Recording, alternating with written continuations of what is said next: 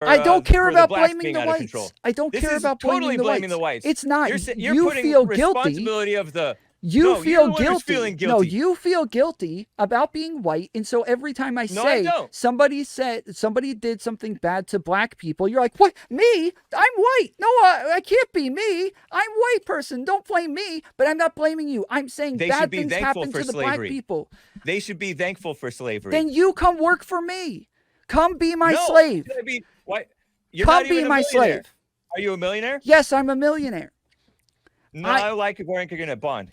Bro, I don't. Come be my slave. They Quit should be being a thankful baby. for slavery. Should they Come not be thank thankful me. for slavery? No, come thank me. Come be my slave. I'm going to whip you, and I want you to thank me for it. No, you have to actually do it. People actually did that to blacks. Yes, I will do it. I promise you. I will whip the hell out of you. No, you're not.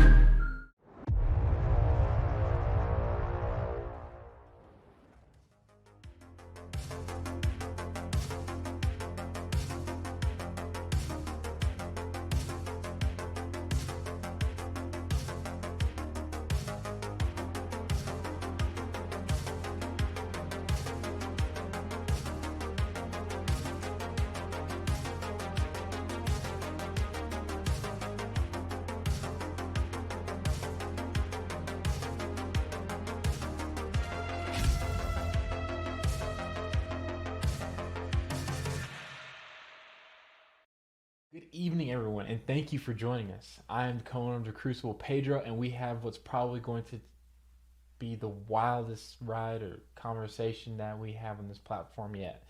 Tom Foolery will be having a discussion with James Anton Hake on, you guessed it, systemic racism. Why God has set us on this particular path with these specific individuals, we may never know. But prepare yourself for the possibility of this stream more than likely going exclusively to Odyssey and being deleted off the face of every other platform on Earth. But still, enjoy. But before we get to that, we would request you all watch this episode through Twitch right now by clicking the link at the top of the description or pinned in the top of the live chat. We are a young channel, ladies and gentlemen, and are constantly trying to expand. Like, share, subscribe, and if you feel you want to help us create something for this to grow even more and keep that nice steady drip of content going, donate to us through our PayPal. Join and become a member on our YouTube channel or become a patron. Any and everything helps us complete the work we are trying to do. Public square where we can fight for and proclaim the truth. Welcome back.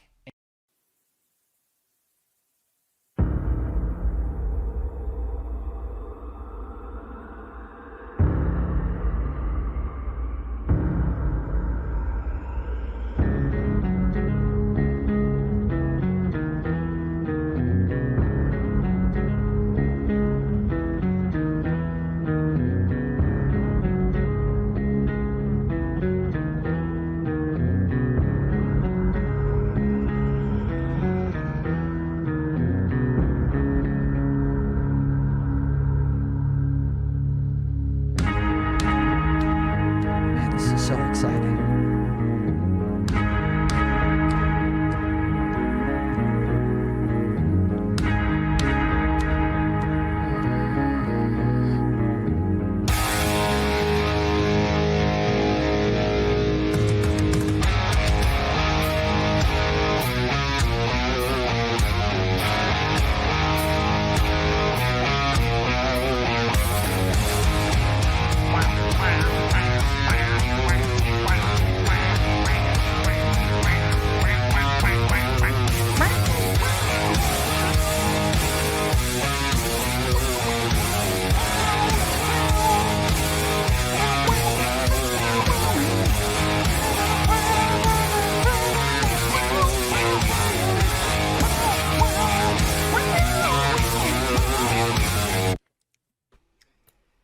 It's on.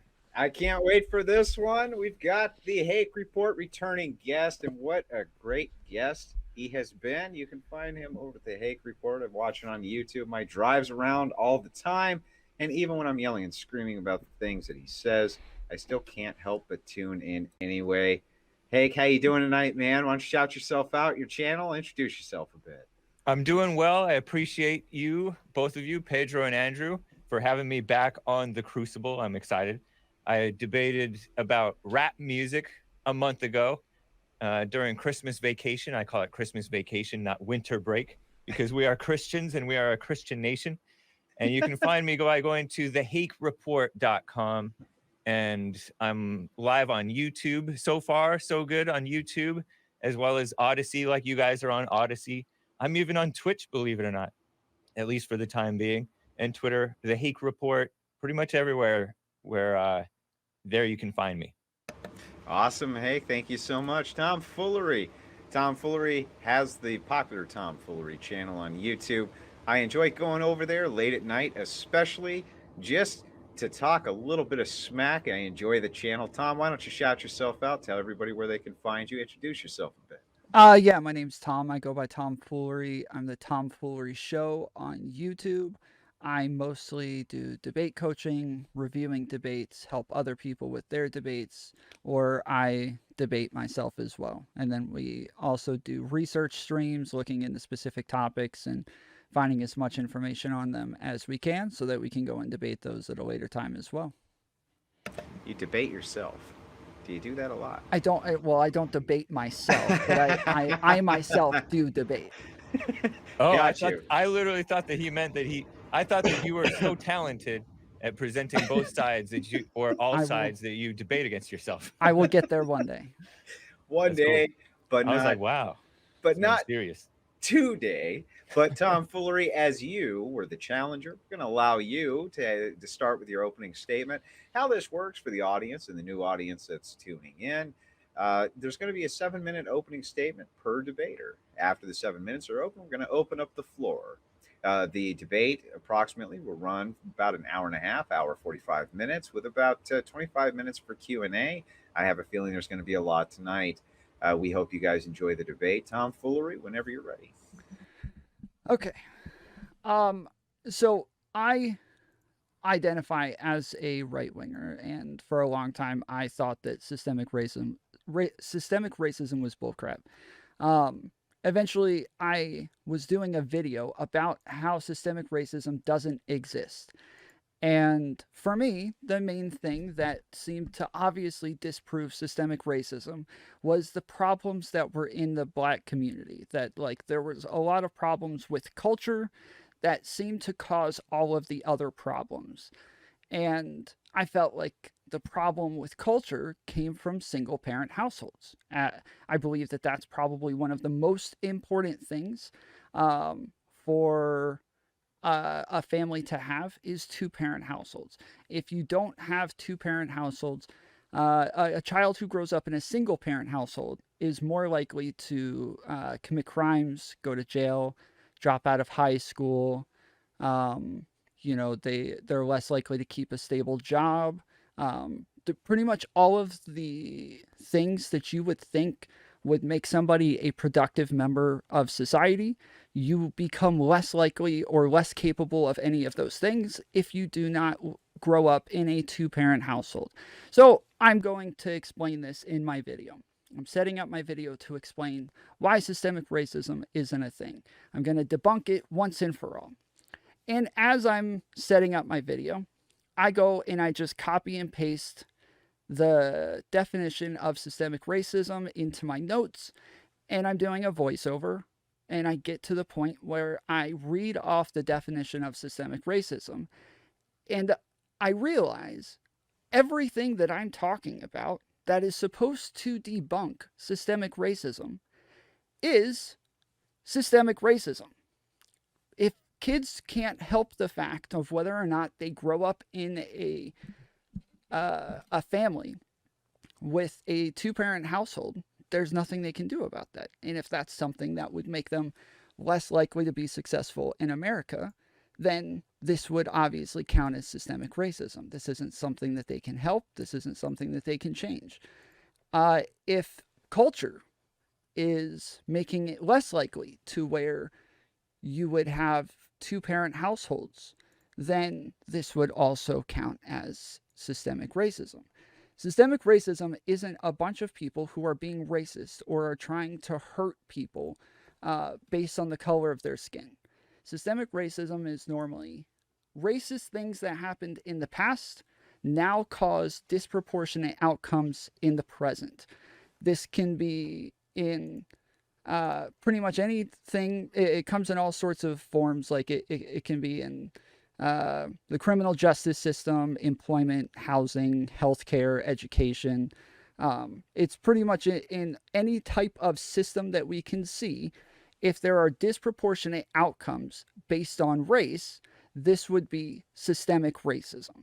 And so, what I want to do here today is I want to defend the fact that the things that we are looking at and the things that I'm going to describe do fit the definition of systemic racism, that there are racist things in the past that cause these things to have disproportionate outcomes in the present. That's it. Okay, with Thank you, that, Tom. Tom yields back his 3 minutes. We're going to turn it over to Hake. Hake, you've got 7 minutes for your opening. You don't have to take all of it, obviously. Take as much of it as you like and take your time. Go ahead. All right, I appreciate it. So when I I first winked was all of presented that. with this subject that I would be talking about, systemic racism, I thought about the statistics that people typically cite with regard to blacks being in jail disproportionately or whatever, disproportionately, being poor disproportionately. And I think we all know that then every statistic that supposedly indicates systemic racism just makes the blacks look bad. The old laws and policies and so-called racist things that happened in the past, they weren't racist. But those that discriminated against blacks or that segregated and treated blacks differently were based mostly on the reality of cultural clash and distinct communities warring amongst each other or having clashes and just wanting to be separate. They weren't the shallow liberals' ideas of superiority or hate based on race. Affirmative action and other policies today that discriminate against whites and Asians in favor of blacks and Hispanics and women. Affirmative action is not racist or sexist, but it's shallow, it's misguided, it's evil. Just because affirmative action supporters think that blacks are too dumb or stupid or whatever to make it on their own, and that whites are superior, that's what affirmative action supporters think, doesn't make affirmative action, whether it's de facto affirmative action or de jure affirmative action by law, because there's a lot of de facto affirmative action going on. That's how Obama got elected. It doesn't make it a racist system. It makes it a system that's rooted in evil and lies. Communism, which is what is this whole notion of racism is rooted in, is an atheistic concept. It is never consistent. So when you call these people, oh, you guys are hypocrites, you're not holding to diversity or whatever, they don't value truth or consistency. So calling them inconsistent is like water running off a duck's back. The so-called justice system is influenced by a prejudiced political and cultural landscape right now that hates and falsely accuses white people of imaginary racism. George Zimmerman, who never should have been charged, Derek Chauvin, the McMichaels, who had to shoot the jogger, James Fields, who drove into that crowd. I don't know if he had to, but he drove into that crowd in Charlottesville, Virginia. That is all part of the witch hunt against whites and against so-called white racists. But that so-called justice system, it's not racist against white people or against blacks. It's simply against truth and justice. It's against men. It's in favor of that female-mind invented social justice, which is not justice. It's a ruse to tear down whites, men, and Christians. And why are whites hated? No one hated blacks just because they were black. They hated blacks because based on how they act, all too many, and based on experiences and earned reputation. And no one hates whites just because they're white, not based on their race. It's hatred of whites based on false stereotypes and projection. They may mock, there's a lot of blacks who mock whites right now, and some of that's based on factual things. They may resent whites looking out for their community, slurring the white women as Karen and all that, but that's not a racist slur. It's just a slur on white women, mostly because evil hates being watched and seen. You'll notice when you're doing evil, you don't want people watching you. And that's how people are. Adding to the resentment, the white men should be leading and up front against the evil that is shown amongst the blacks and so many others, rather than timid and fearful of being called racist. Blacks and all people, really, all people hate weakness. They hate seeing weakness, especially in men who are supposed to be strong. And so that's partly why blacks hate and push around whites, and why women hate and push around weak men, because of that weakness. But they hate whites too because they're lied to, poorly raised, easily misled. When you're poorly raised, you're easily misled. And blacks, it's more than just single parent homes that's affecting blacks. There's this constant lie about imaginary racism. They're brought up in that. And you'll notice that they're the quickest to cry racism when it makes zero sense. And when they're caught doing something wrong, they'll say, oh, it's just because you're racist. And that's poor training. The puppet masters, if you will, who hate whites, they hate whites because whites are the most in the way of their globo homo socialism. It's partly because normal conservative Christian white men are willing to stand up and speak up for the country. They're in the way. They're anyone who's logical or independent thinking, they're hated. You'll notice that. So it's not just whites that they hate. These are people who are in the way of the phony notion of progress. Christianity says right is right and wrong is wrong. But progressives, Democrats, rhinos, commie capitalists, the Amazon, Google, Facebook, anybody really, they say right is wrong and wrong is right. So that's why you see this attack upon whites. And that's why you see this notion of racism being pushed for the last 150 or 200 years. And with that, I'm guessing you're yielding your time back. Yeah. Okay, we're going to open up the floor. Tom, we're going to allow you to lead in with your cross-examination, and you guys can have a nice back and forth. We have an hour and a half on the clock, and of course, we're here to steer the conversation if it needs to be steered. Go ahead. Awesome. Okay. So, real quick, I guess I do want to say, as I said, I identify as a conservative and on the right. You can disagree with that if you'd like to, but I'm not a socialist. I'm not a leftist. I'm not a communist. I'm not any of these other people. I understand that they have really dumb arguments and they believe in all sorts of really dumb things. I'm only here to convince you of my ideas, not theirs or their narratives or any of the crap that they believe in. I guess I would like to start with asking, you said a number of things about racism. So does racism exist at all? No. Okay, so then what does racism mean if it doesn't exist? It's a trick of the mind. I was not attempting to slur you as any of those things. Perhaps maybe a rhino. I don't know. I don't even know if you're a Republican, but you are definitely, what you strike me as is an intellectual, and intellectuals can be tricked into rationalizing all kinds of evil. And for example, when you went to the definition of systemic racism, you went into it with the assumption that racism was ever real. And racism, so you asked me what the definition of systemic racism or what racism period is. Yeah, like what would you define, not systemic racism, but racism? How would you define racism? Hating somebody based on race. Okay. What about just like discriminating somebody on someone based on race? Like, say I get to choose whether or not to be friends with you or B-Hog right here below me, but I choose to be friends with him and not you because I don't like white people. Is that not racism? No, that's not racism. That's a preference that is not based on race. It's just based on who knows what. But if I say it's based on race, you're going to even if you say that me. it's based on race, it's not racism. So what's another possibility of it that it's based on if it's not based on race? Say you grew up around people who are more like him, or you just have that preference. I think that there's this notion that racism is a bad thing, and so people bring up this natural preference that people have to be together, and they bring in all this diversity into white countries and then call the whites racist. I agree So, with you, actually. yeah, I want to say when I'm saying racist, I'm not necessarily saying that it's immediately a bad thing, but I am yeah. saying that it would be some sort of discrimination based on race. So, say, like you But said, like I grew up around more black people than I grew right, up around white people. So I just happened to choose him over right. you. But I am choosing it based on race. It's just I'm But not choosing it really. based on race because of how I grew up. Yeah, so it's based on your upbringing, not based on the race. But it would be It's based on something about the races that you're used to.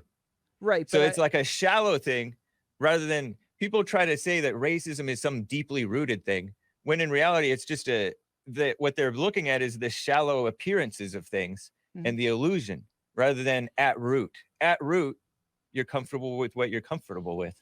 I agree with you. Yeah. But I feel like there's a part that you're missing that that it is like based on some sort of shallow illusion. It's based on like what we see in front of us, and we don't actually think about what's deeper than that. And we kind of just leave things at a very surface level idea of what they look like or what color their skin is. Yeah, Um, that's why people say that Derek Chauvin's putting his knee on the neck of George Floyd was racist, but right, they have no idea. exactly. Yeah. Yeah. But if I said I like BHOG because he's black, and I don't like you because you're white, I think that that could be okay, and it can be an okay thing for me to decide. It's my Right. decision. I can decide who I'm friends with. It would still be racist. We can just say that it's not necessarily a bad thing, right? Is that fair? I think at that point it's a meaningless statement though to call it racist. Does it have to be bad in order for us to talk about it? There's lots of things we talk about that aren't bad. Right, but but you would make it meaningless because this thing that you're saying is something that's natural to everybody. Sure, but we talk about things that are natural all the time. I know, but people are pretending that racism, I mean, among blacks, racism is worse than murder. Yeah, that's true. Okay, so if you and I can just agree here that if we use the word racism, it's not necessarily a bad thing. We're just describing somebody like saying they like one thing better than another based on race, right? Yeah, but again, on the appearance it looks like race, but on the underneath it's not even based on race. Sure, there's It's something based on there's deeper reasons than that. Yeah. right. But it will still come down to race. So if I grew up around a bunch of black people, I'm getting used to black people. That is the race. Eventually, I choose black people over white people based on the race. So it is still the race that it comes down to, but there are deeper reasons for it. It just comes down to the race, like in the moment. But in reality, it's not really even coming down to the race because you'll notice that every so-called racist has their favorite white person. Every racist black has their favorite white people. Oh, I like this guy. And every supposed so-called racist white has their favorite blacks. Yeah. So it's really it's a trick that I wouldn't encourage going to because it's based on right or wrong, your affinity with evil people or with decent people, and all of that. Okay. I mean, it is natural for people to be attracted to their own race and all that, but I think it's kind of meaningless to call it racism because then you're playing along with their language, and their language is meant to deceive. You know what I mean? Are you a Christian? I am. Is there a different word that we could call it besides racism then? You can go on calling it racism. I won't hold it against you. I won't interrupt you with racism doesn't exist every time Okay. that you mention it. Well, I just feel like if I'm going to talk about things that are Right. You want to have the same terms. Yeah, Right. So you want to. So we I'm not can going to agree use the that, same hey, term as him, but he No, can use that I term. understand that, but when he uses the term, can we agree that you understand what he means by it? I can agree that he doesn't mean that it's always a bad thing. Yeah. Okay. I understand. Okay, go ahead. Okay, so with that said, so say like I we had slavery in the past, right? Slavery had a negative effect on black people. I don't know. So what part do you disagree with that so far? Slavery having a negative effect, especially in America, on blacks. Mhm. I would say that it had a very positive effect on blacks, especially blacks today, But even back then, I mean, they became Christians. Mhm. We had, I know that there were some slave owners who did wrong to their slaves. That's not good. I mean, I heard that there were things that were done wrong, but I argue that a lot of the slave masters were Christians who the Bible tells them to treat their slaves well because they themselves are slaves of Christ.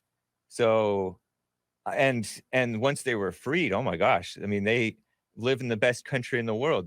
They're too dull and blind to realize it and appreciate it. But no, slavery has been very good. It was negative for the whites if it was negative for the blacks. I agree with that. I agree with what you're saying. The Yeah. thing is that I would differentiate what I'm talking about in each moment. So if in one moment I'm talking about the parts that are good, I would say like, yeah, like obviously they got to come live in a first world nation. Their their lineage got to grow up in the greatest country in the world. They got to grow up in a country where like people appreciated diversity and like allowed them to live amongst them just like anybody else. Like those are some good things about slavery that really benefited black people. Though, but we have to be specific about what we're talking about. So if I want to talk about what's beneficial, I would specifically talk about each thing that is beneficial. But that doesn't mean that there aren't also some negatives that come from it as well. And I would specifically focus on each thing that is negative, just as I would focus on each thing that was positive. So if we're going to talk about things that were negative, the fact that they didn't get paid for their work meant that once they were let go as slaves, they all just had to wander out into the wilderness, and they didn't have a way to buy a house. They didn't have a way to get food. They didn't have a way to buy land. They didn't have a way to actually build on what it was that they build on their lives, just like everybody else had already done in the past. But sure they did. They were buying land. They were even holding office before the civil rights movement. They were even owning slaves themselves. They didn't get paid for their work, but they did get food and housing. And then some of them were able to earn their freedom, or once they were freed, they were able to get along in life. They were doing quite well. They had their families together and working, good work ethic, and all of that. Yeah, I agree with all of that. But okay, so let's say I'm a slave right now. I have no money. I have nothing to my name except for the clothes on my back. My slave owner comes and says, "Hey, sorry, buddy, slavery's been abolished. You have to go." I could literally get arrested just for you being on my property. Even if you like me, even if we're cool, you got to go one way or the other, right? So I'm like, all right, so I got to go. So I walk off. I take my kids, my family with me. We walk off the land. Where are we going? We don't have money. We don't have anything to like buy anything with. We have to first go get a job, but like we'll have to be homeless for a while, save up that money, eventually hopefully get a place to live, and or earn a living that way. The people who were white, who were being born at that time, were being born into families that already had money, already had houses, already had jobs, already had wealth. The South was pretty poor. Sure, but they had houses. They weren't homeless people. They weren't all homeless everywhere in the South. I live in the South right now. You agree with that, right? Everybody in the South wasn't homeless. I don't know. Yeah. Okay. Many of them were not. Yeah. We don't know for sure what happened in the history, but we can give our best guesses based on the information that we have. So obviously, the kid who's being born into the white family at that time is going to be better off than the kid who's being born into the black family who doesn't even have a job. That's just like a circumstance. It's not necessarily anybody's fault. It's not like we're not blaming anybody for this. It's just that's just how it was. It's good that they were freed as slaves, and so that's better than being slaves, is having to be homeless somewhere else while you build up your wealth, right? Okay. I don't know if they were homeless, but black people. I get your point. Okay. Yeah, blacks, I don't know how homeless they were, but yeah, they started off with I guess less to their name. Sure. Okay. Back then. Yeah. that can affect like a family over time. So like even my family, when I got old enough, they sent my, or not when I got old enough, but like my sisters, they sent them to college because they had saved up money for them to go to college. Then my sister, because she went to college, was able to get a better job and was able to do more with her life. At times when she had economic hardship, she was able to move back in with my parents and save up some more money and then go back out and buy another house and live that way, because we had saved up money, because there was even when my parents died, they got their money. There's money that's being handed down from generation to generation over time, which is why family is so important. That's why like it's something that should be more of a bedrock within the United States, right? Because everybody's able to help each other with family in these ways. But these are benefits that Black people didn't have because for a long time they weren't even allowed to make money, right?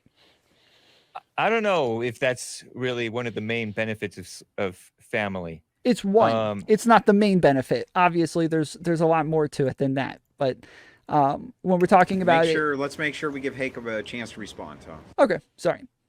Yeah, I mean, I would say, I mean, he's fine, but I think you're trying to suggest what you're getting towards is that slavery set the stage for them to have less quote unquote generational wealth. Is that what you're trying to imply, that's affecting them to this day? That is one thing that it did, yes. But that's not at all the truth. Okay. Not at all. Explain. Because well, for example, we all know that a fortune, let's say, can be gained and lost and gained again and lost again within a lifetime. That can be rare, but poverty was not such a big deal back then. And it was not, people were so-called poor. Many people were so-called poor, much poorer than they are today. And it wasn't holding them back in life. They could still do what they wanted, and they weren't complaining about it. They weren't comparing themselves. They weren't brought up in this jealousy about inequality and stuff, because they lived in their communities and they got along fine. And to suggest that this generational wealth thing can hold over hundreds of years and however many generations, that's really not based in reality at all. I get that there were things that happened along the way, like we had Jim Crow after slavery ended, which kept them separated, which didn't affect many of the Blacks who were living in their own separate communities because they were just building up their own communities. And we had the redlining thing. Many of the whites did not want Blacks moving into their communities and turning them into ghettos. So you had a lot of white flight because the Blacks, by that point, had started losing their parents, the fathers especially. Mm-hmm. And so that stuff is the biggest thing that causes the so-called poverty, was like you pointed out, mm-hmm. the single mothers. I agree. Go ahead. Why do you think they started losing father figures in the households around that time? The culture became quite corrupt, starting, I don't know, the 20s or maybe before that. We had women voting since like the teens, 19 teens, am I right? And so we had this female-minded feeling sorry for people, and let's take away the shame of immorality. And so that was affecting some of the lower class as well as the whites. And so by 1965, it was considered a crisis even by Democrats, the Black family. And it only got worse from there. I know that the welfare thing was a bribe for Black women to pretend that they didn't have the fathers in the home. Like they would literally kick out the fathers and be like, hide. And when the welfare person would come and see if it was a woman-headed household, in which case they would give them more welfare. So there was a bribe there, but it was basically a combination of their own corruption, our own corruption as a country, and the bribe of the government. Well, so the bribe is one part of it. Yeah. They They were willing But shame on them for buying the bribe, taking the bribe. But yes. Sure. If Yeah. we're talking about things from a moral perspective, we're probably going I'm sorry to cut in, guys, for just a 2nd. I'm really sorry about doing this, but there is something I would like to have clarified for the purpose of this particular debate. I would like to know if race in your purview exists. I think Yeah. that that's probably very pertinent to what we're talking about. Hake, do you think race exists? Yeah. Yeah. There's Okay. blacks, there's whites, there's Asians, there's And and so, then the Tom, different ethnicities. do you believe race exists? Yeah, I believe race exists. Okay, so this was necessary as a purview. There were some people in the audience who were confused, myself as well. You start launching into this, we need to at least have the parameters that we can both agree on something. So Sure. Go ahead, Tom. I'm sorry to cut you off. No problem. I think that was a good point. Okay, so yeah, if we're going to talk about things from like a moral perspective, we're probably going to agree on most of that, right? Like what's Yeah. good and bad, like whether or not people should accept these things. We're probably, I would assume we would also agree that it was probably immoral or wrong for the government to offer those bribes in the first place. Yeah. But what I'm more concerned with sometimes is only the outcome. So we can say, if Johnny punches Sally in the face, Johnny was wrong for punching Sally in the face. But in the meantime, we still got to go get Sally a Band-Aid. We got to get her some ice so that her face doesn't get all swollen up. Like, we got to fix the problem that is in front of us anyways. And so, But Johnny punching Sally was not sexism. Sure, that's not just sexist. because he was just mad at her. Sure. So Sally's a freaking piece of crap sometimes, you know. Yeah. But so the thing is that like if the government is going to incentivize people in that way, where normally they should be like a distant arbiter that doesn't really like, lift one group up more than another. But if they are pushing one group down more than another and making it harder for them to and pushing them into some sort of economic hardship, and especially causing cultural problems, because we do know that not having a father figure in the house will cause more cultural problems if it's a widespread problem in a specific community, that this is something that could last generations afterwards. We know that even just being born into a single parent household makes you more than 50 times more likely to then have kids in a single parent household. So you're only doubling, tripling, quadrupling the problem over and over time. If the government is somewhat responsible for this, do you think the government should do something to fix that mistake? I say the government should just cut it out, because doing something to fix the mistake, oftentimes, I mean, you well know this, the government trying to fix something just goes the opposite extreme. Supposedly the government was racist against blacks. Now they've switched to be quote unquote racist against whites. So they always overcompensate. So no, I don't think they should do anything to fix it other than just cut it out. Cut out the welfare stuff, cut out the minimum wage mandates, and cut out the letting the illegals come in. You can fix the problem by deporting the illegals, and that'll help the blacks. But and cut out the welfare, cut out the minimum wage, and that'll help them.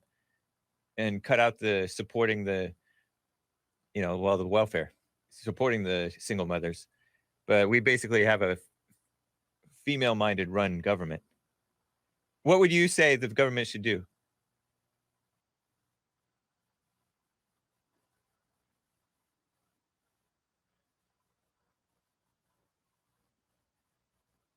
You're not saying okay.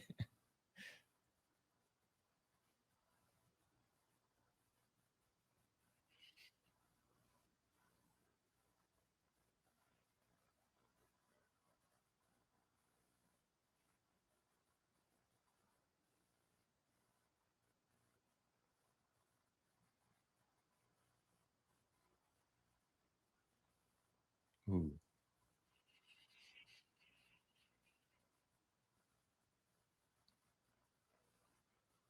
I really disagree with that, because we all know that the government is evil. It's like the enemy of the people, and and their funding has strings attached, and the funding goes to the schools are not valid right now. The schools are indoctrination camps, as you know.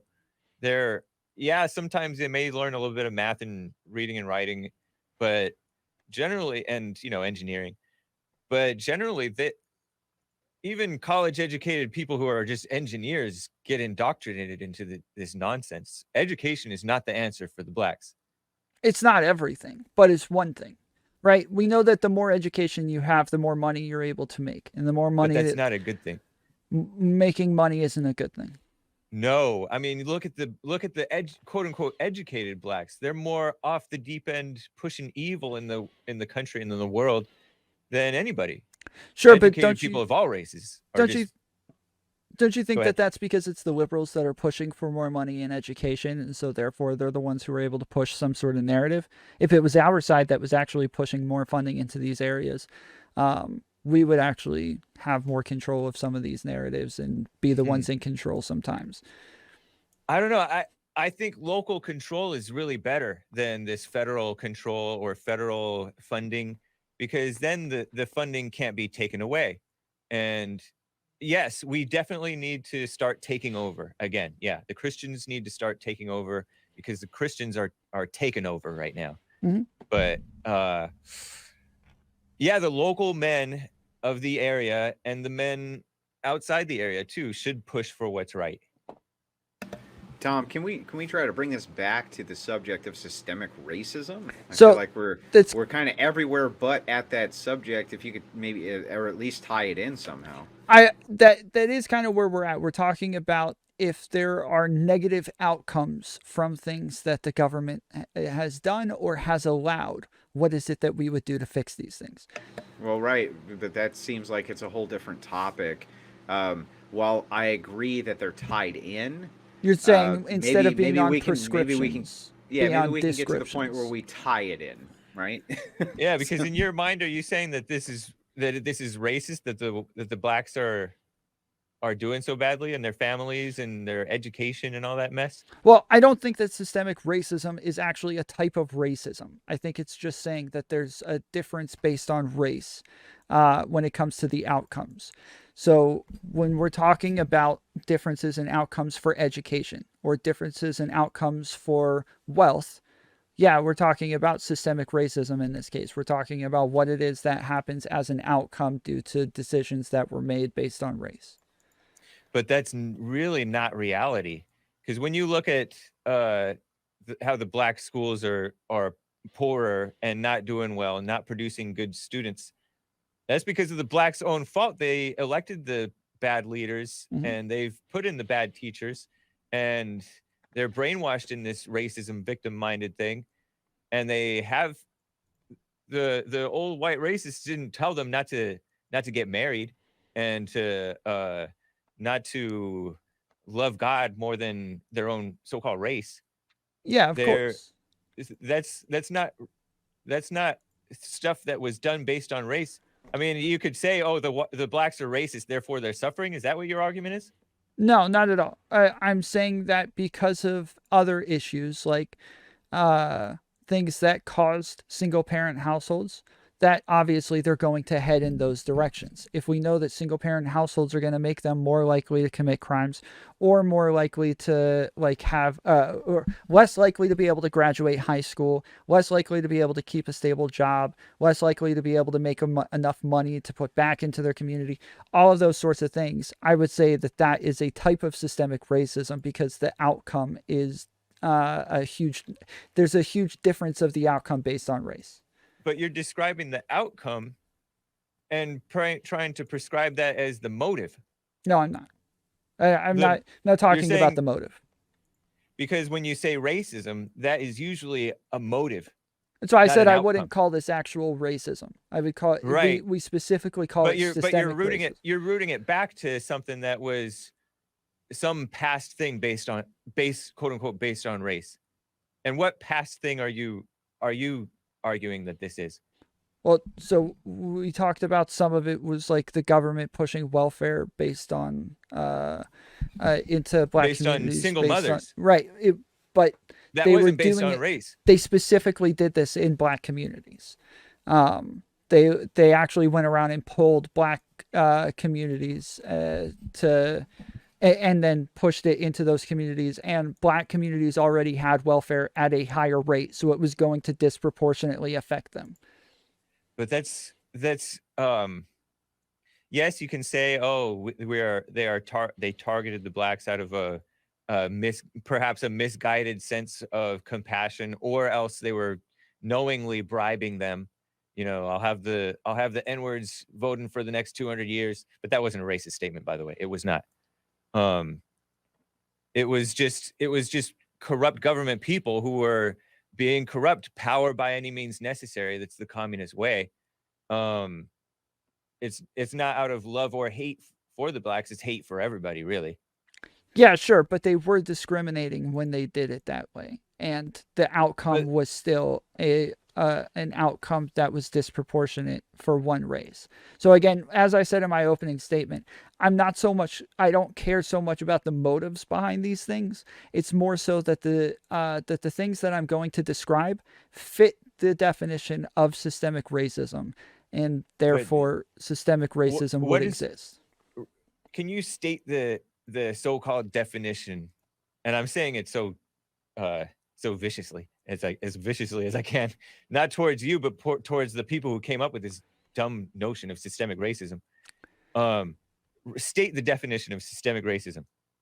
Yeah, the definition that I used earlier was a racist action that happened that causes disproportionate outcomes based on race now, in either like and we talked about all the different places that can end up, like culture, in your jobs, in your schools, education, criminal justice system, those sorts of things. Well, Tom, while you might not want to talk about motivation for these things, you want to keep it on maybe this course that you want to go on.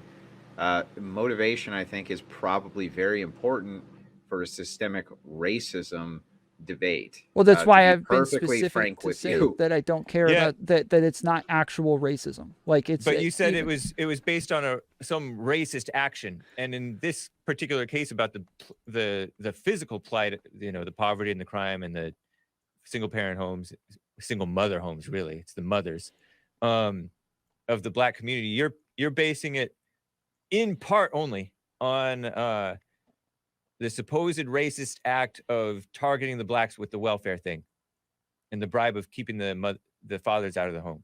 That's what you thought was the racist act. Right. It doesn't have to be like at that on point, purpose. It would still be some sort of discrimination in the beginning. No, man. So do you think that affirmative action is systemic racism against whites and Asians? Yeah, of course. But do you agree with me that it's kind of a trick? Because at root, people talk about this thing like it's a root, like it's a source, like it is, if we get to the roots of racism, this original sin of America, then we will root out the problem and solve all of blacks' problems. But that's really nothing is going to solve blacks' problems like responsibility for themselves. You know what I mean? Yeah, I mean, it seems as that though is huge. That's bigger than any amount of funding that we could give for all of the Christian, traditional, pro-man, pro-father stuff that we could throw at them.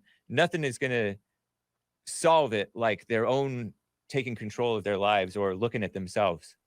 In some ways, but opportunity is what's going to give you the ability to change your own life. Opportunities are everywhere, even for the homeless bum on the street. Go ahead. I interrupted you. Go ahead. No, it's okay. Okay, so let's do redlining then, because that's where I would have a huge disagreement with you. Okay.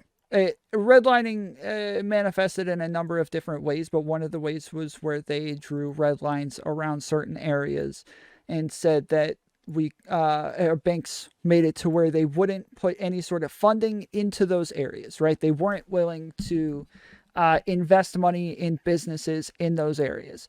And so if in my community They are not building businesses to where I can go get a job. I now have less opportunity, right? Yeah, I suppose so. Okay. If I have less opportunity, it's going to be a lot harder for me to actually uh, live up to the standards that you're holding. I agree that you can lift yourself up high enough to where you can overcome those things. I agree with you there. The problem is that it seems as though you have a higher standard for black people in that case than you do for white people, where they did allow all of the investing into their communities. So, describe redlining once again, because it was kind of vague. They actually drew red lines around certain areas to where they weren't willing to invest in those areas. The white banks were going to invest in the black areas. Correct. And so there weren't job opportunities there for black communities. But blacks can have their black banks and invest in their own. They didn't have their own black banks at a wide range. There were some, but very rarely. And really, businesses are best built without loans and stuff like that. You can say that, but if I don't have enough money to build a business, how do I do it without a loan? Step by step. It doesn't take much money to build a business, to start a business. It does. I've had many businesses. It does not take much. It may take a lot of money to start this type of businesses that you've started, but it doesn't take much money to start just any business. There's a lot of there's opportunities everywhere. And why should white banks be forced to serve black areas? So what's a business that well, okay, actually let's go back to that part. What do you mean, why should white banks be forced to serve black areas? What do you mean by that? Because I don't know what the purpose of this redlining thing was. I thought that you were talking about where blacks weren't allowed to move into certain areas or whatever. That is as well, because it had to do with loans and investments. So that was also because they didn't want this diversity thing forced upon them. Segregation is not necessarily a moral wrong. It's like the way people want to live, and this forced integration is pretty corrupt and evil, really. But as far as my question of why should a white bank be forced to do business with the blacks is, we have a basic right of freedom of association. And I think all of these anti-discrimination laws that the feds have made are very corrupt and wrong and a violation, because you can't force others to love you. You can't force others to want to do, you should not anyway, morally speaking, force others to do business with others or whatever. Discrimination is one of the basic rights that we all have, but that's something that's being trampled in America today. Only to a point. So if I, let's say there's an ethno state, it's all Mexican people, right? It's 100% Mexican people in Mexico. They go, they grab you up off your feet, they drag you into Mexico. Now, they have their Mexican banks, their Mexican businesses, but they want to be segregated. How do you do anything in that country if they are all segregated and refuse to work with you or give you loans or give you the support that they give literally all other Mexicans? God will make a way. That's nice to say, but God true. It's true, though. Well, it is true if you actually take the opportunities that God puts in front of you. One of the things that God does is he gives us ways to help each other. And so that's one of the things that is necessary. Segregation makes it to where we can't help each other. But no. I mean, yes, in certain ways. Yes, in certain ways. Go ahead. You can go ahead. Wait, I would like to know what you disagree with. So not all, first of all, not all whites were like super strict on this segregation thing. They dealt with each other a little bit. They were doing the sharecropping thing, for example, in the South. And there was some, like, they were able to go into the theaters. They just had to sit on the in the balcony. They just wanted to keep things separate. When you keep things separate, you keep the peace a little bit more, because there is a lot of natural unnatural, natural suspicion that happens between different peoples. I mean, even among families, you don't get along with your own family. Much less are you going to get along with somebody outsider, because Satan's going to say, oh, it's just because he's white, he thinks he's treating you this way, or he's looking at you this way. When in reality, it's just Satan talking to you. So that's an extra temptation to divide people, which is what communists naturally want to do, is use the natural fissures of society, force people together, and then cry racism on the people who you want to topple. But Is if Satan in the room right now, Hake? Yes. Is he there with you? Indeed. if that's true, then we should want to overcome these things. We should want to fix them, not say, oh, well, it's okay to just discriminate based on race, or it's okay to segregate based on race. No, we should say it's not okay to do that. You need to get over No, it that. is okay, That's a though. thing from the devil. No. I was saying it is okay to segregate based on race. It's kind of natural. I mean, that's how nations. You say it's crop up. natural, but you also say it's fear from the devil. How can it be No, both I said fear from the devil? No, I said fear from the devil comes in when people are forced to be together, and then a white looks at a black funny, and a black thinks, "Oh, he's looking at me racist." Right? That's what I'm talking about. You're That's saying the integration is Right. what brings that temptation. You're saying that the Tell fear him he from, has no power here, Hake. Tell him. You're saying fear from the devil is what makes us afraid of each other. No, that's not what I was saying at all. I've heard you explain it 3 times. It sounds like each time you're saying once we're integrated, it is fear from the devil that makes us not want to interact with each other. No, no, I'm saying yes, the Satan, there is the kingdom of God, which has all nations, right? And then there's the kingdom of Satan that has many more people from all the nations.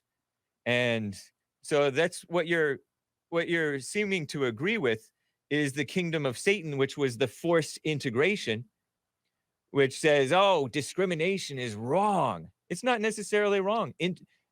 Segregation is wrong. It's not necessarily wrong. It's fine. There's nothing that God didn't say, oh, you have to let the blacks in your neighborhood. It doesn't say that. He never said that. No, but he did say to love your neighbor, that we should help Yeah. each other. You can love them over there. No, you can't. If we're Yeah, you can. segregated, we can't even interact with each other. There's no way for me to no, help my you have neighbor if I'm not able to interact with them. They did interact with each other, but it was on a segregated basis. You can't say that that's immoral. Well, heck? hold on. Yeah. You understand that segregation and interaction are literal opposites of each other. Not necessarily, because people move about in the country, and in segregation, the blacks and the whites did have some interaction. You saw the white. There's a sign right here that says whites only. Let me show you. Here's a drinking fountain. Mm-hmm. It says white on one side and colored on the other. Right. This is not that far away. It doesn't look like it's pointing that far away. There was some interaction that happened in segregation. Follow me?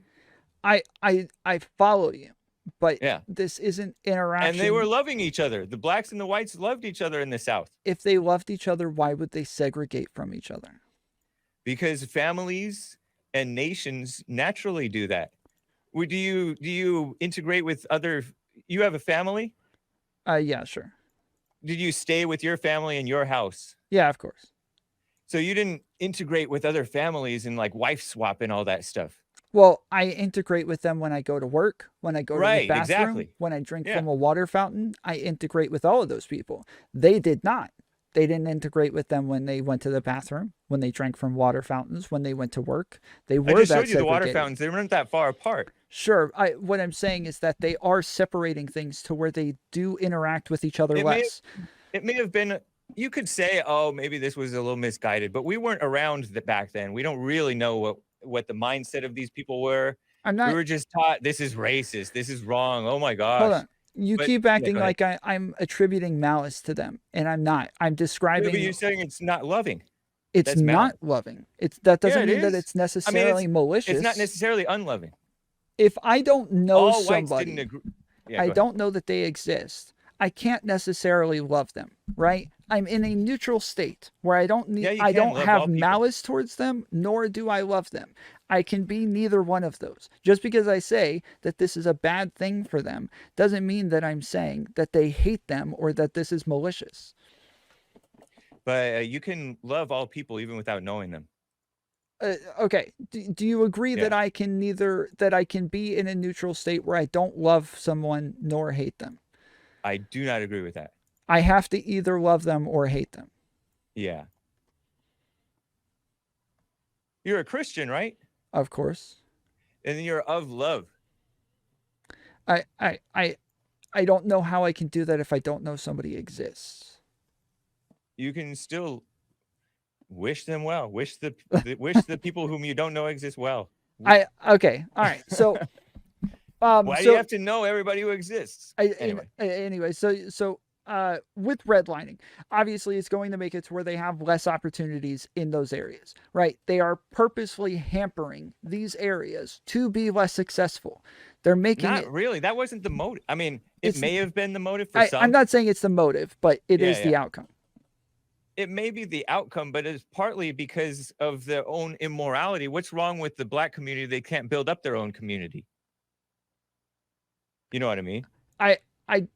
So I gave the example earlier of where you are pushed into into Mexico. Describe me all by myself in Mexico. They're not all by themselves. They have many blacks.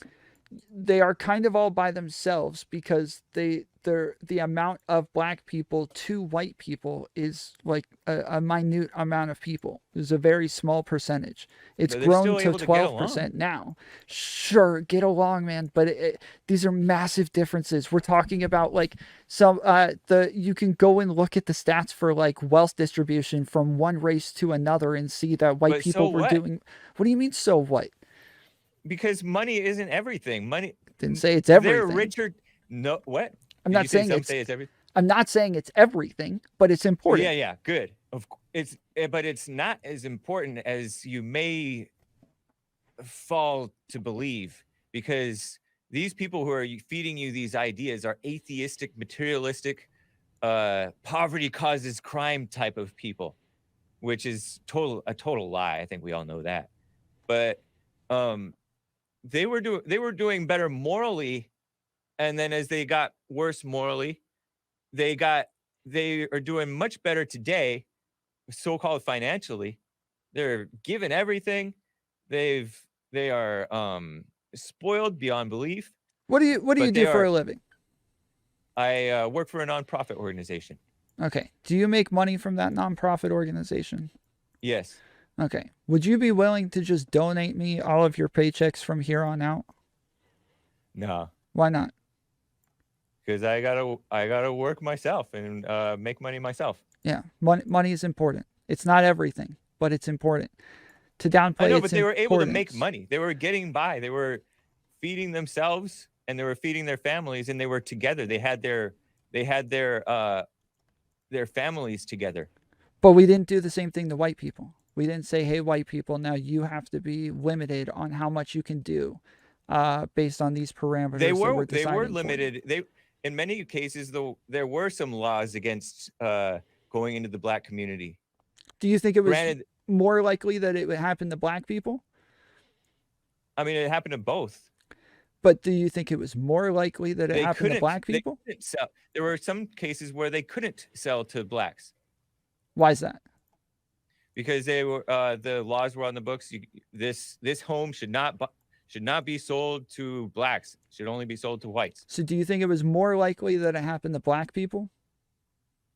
It happened to both. I mean, by definition, it happened to both. Sure. I'm not asking whether or not it happened to both. I'm asking, is it more likely or did it happen to black people more often? Maybe is the way that I should phrase this.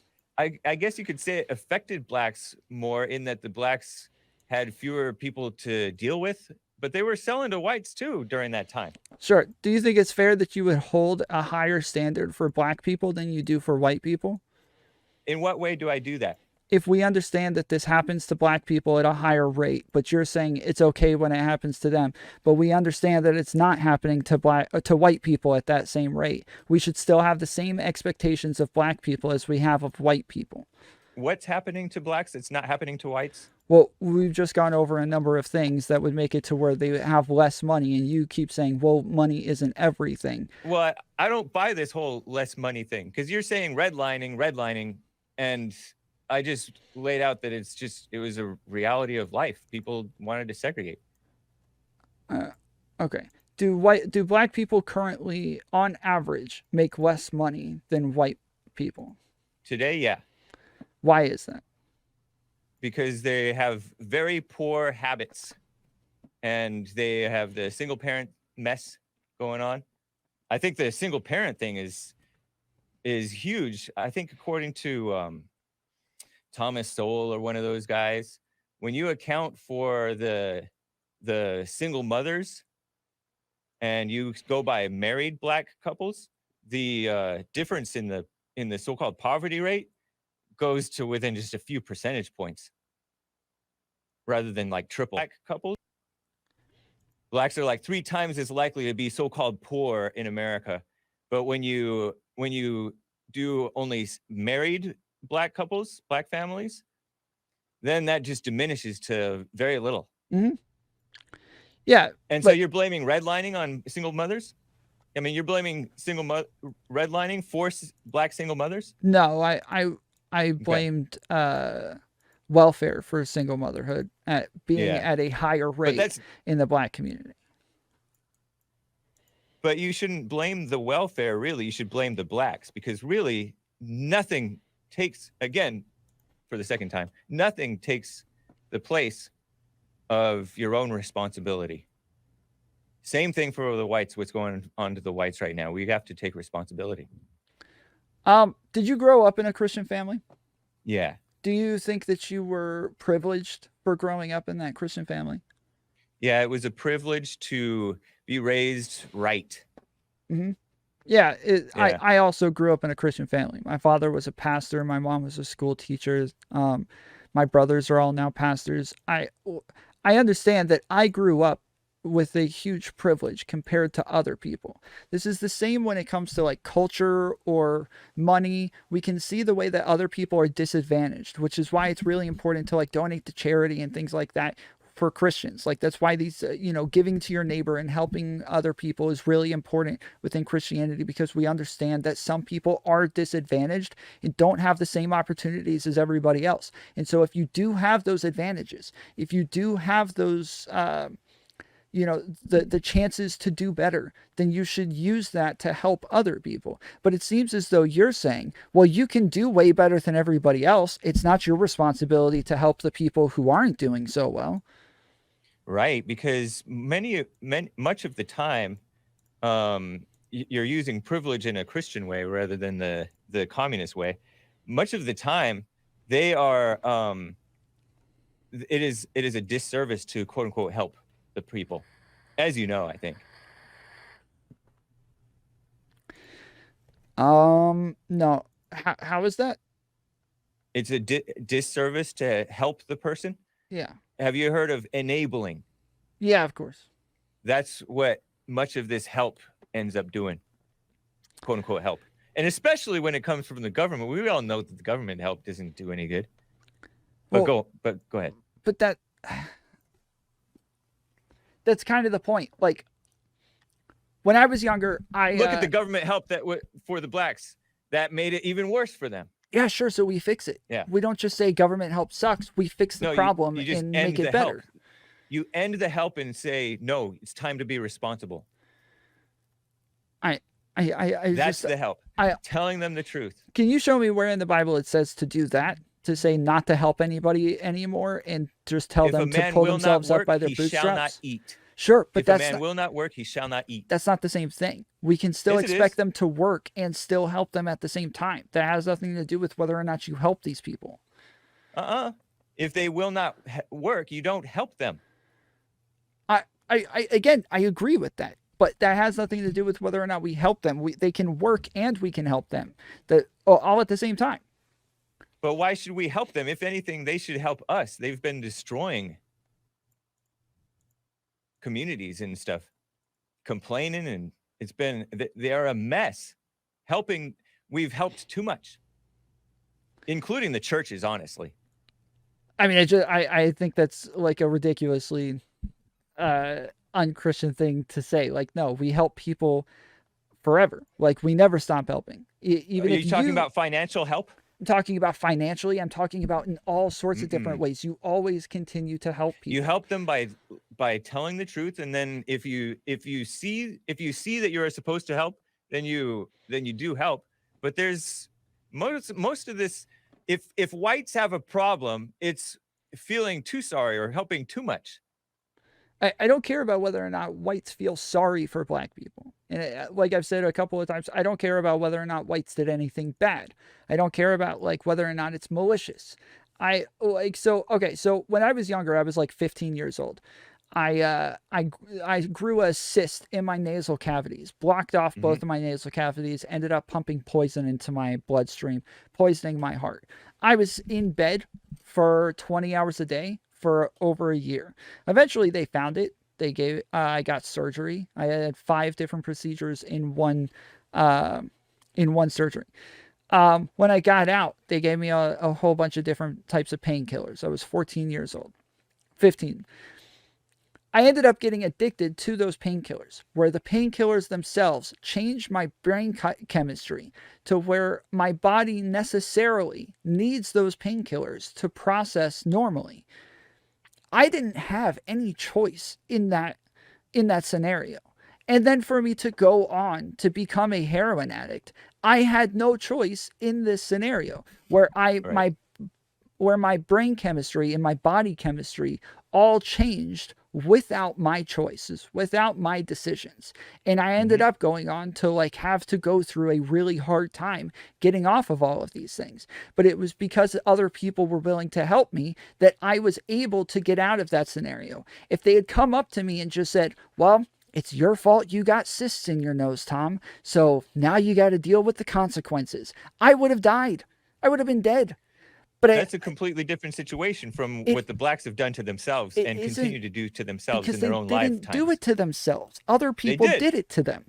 Nobody did that they did it to the blame the mothers. Yes, you can blame. It's not the children's fault that the mothers destroyed them and raised them to be thugs and criminals. That's true. But you have to cut it off because that's all this help is enabling them. Do you think they would have raised them as thugs and criminals if they were still in Africa? I don't know. I don't think they would have. And that's one of the negatives of coming over here to America. Africa's doing that well? Look at South Africa, for example. That's a different question. South Africa is Africa. I understand. I'm saying child-headed households. You can't say, oh, since we brought them here, we have to help them. They're responsible for their own lives. No, you can't say we brought them here and therefore they get all of these benefits, so it's so good. But when it comes to the negatives, we're just going to ignore that part. Don't pay attention to that part. They're not. They wouldn't have had them if we hadn't brought them here. That's such a silly statement. How? Tell me how. How is it silly? Because you're blaming the slave trade for single mothers having babies out of wedlock. That makes zero sense. Explain how they would have done that still in Africa. Because they're doing it in Africa. No, they're not. Yes, they are. They don't have their families in Africa. Yeah, they have families at higher rates in Africa than black people do here. Africa is a mess. It depends on where you're looking. But where the blacks are, like in South Africa, it's insane. The crime is out of control. The rape is out of control. The AIDS is out of control. When it comes to like societal standards, yes, they would have been worse off. They wouldn't have had like as many. And the morals, you're just making some silly argument. But roundabout way to blame the whites for. I don't care about blaming the whites. I don't care about blaming the whites. It's not. You feel guilty. Responsibility of the. You feel guilty. No, you feel guilty about being white, and so every time I say somebody did something bad to black people, you're like, "What? Me? I'm white. No, I can't be me. I'm a white person. Don't blame me." But I'm not blaming you. I'm saying bad things happen to the black people. They should be thankful for slavery. Then you come work for me.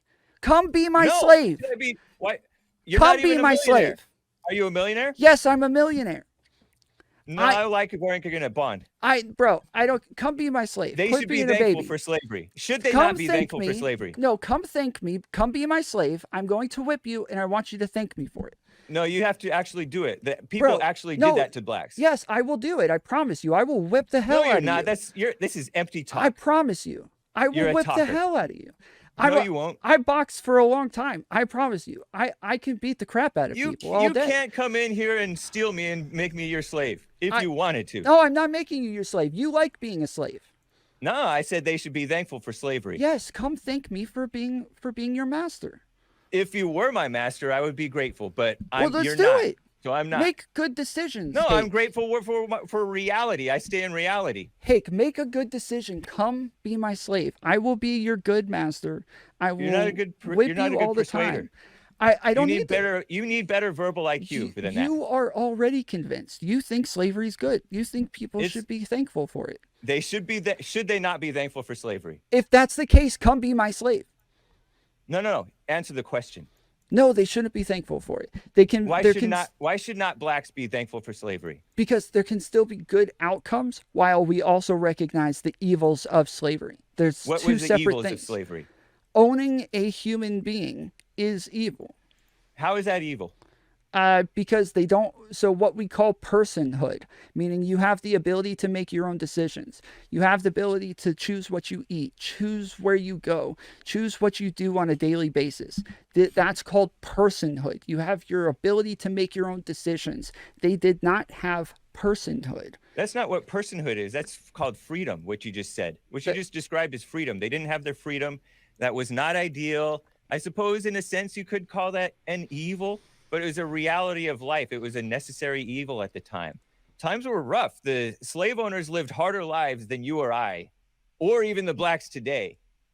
When you say like you're a Christian and like you pray to God and everything, does God have a red face and big horns and a pointy tail? No, why? Because the things that you say that are good are evil things. These are ridiculous. How is it evil? Again, you just described they didn't have their freedom. Okay, I grant you. I would want my freedom, and I wouldn't want to own a slave. That's all I of don't it. even like to. I don't That's even all want of to own a pet. I don't even want to own a pet. But to blame black out of control behavior on the fact that, oh, if they weren't here, they might not be doing it back then. They wouldn't exist because many blacks are mixed with whites. I'm not blaming Blacks that. are typically mixed with whites, so they wouldn't even exist. I'm not blaming that. I'm saying that is Yeah, you one are. aspect You're holding to it. whites responsible for. I don't care. black I never out of mentioned control whites behavior. once. I never mentioned whites. You're the only one who keeps mentioning whites because you feel guilty Because about you're, it. I don't you're care about claiming- white people. No, you're the one feeling guilty. When You're did I feel saying guilty? If blacks weren't here, they wouldn't be having single mothers. That makes zero sense. You're taking all the responsibility away from the blacks. And you're That's saying so that ridiculous. if blacks were somebody else, they still would be in the same situation. And that's ridiculous. We can't know Because what it's a- other ridiculous. Because you're the one who brought up this ridiculous statement. Yes. Guys, we're out of time on this. We had to actually shorten the clock a bit because we had so many questions come through. And I am sorry for that. We don't want to take time away from you. Sorry. But we do want to make sure we get to all of the Q&A. And I mean, we were kind of getting a bit circular there anyhow. Yeah. So I think it's okay to get to all this Q&A anyway. Now we do things a little bit differently on the Crucible.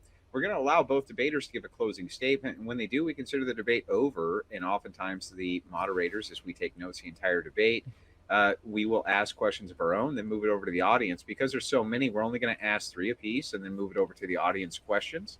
Go ahead with your closing statements. Hake, we'll start with you. Go ahead. All right. Well, to Tom Foolery, I totally appreciate you. And to the Crucible guys, I totally appreciate you. And shout out to the chat. Nice to see you guys.